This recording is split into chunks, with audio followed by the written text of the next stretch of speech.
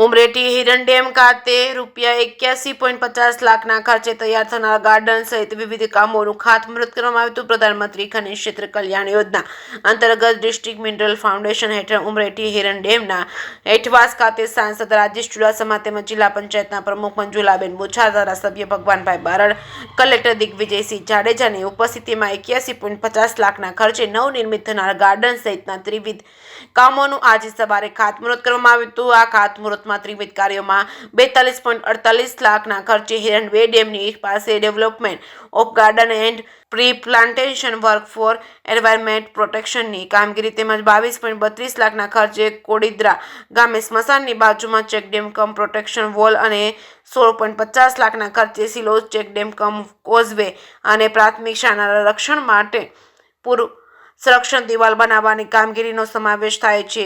જે કે સિંહ ગુજરાતી સાથે મહેશ વાજા, સોમનાથ।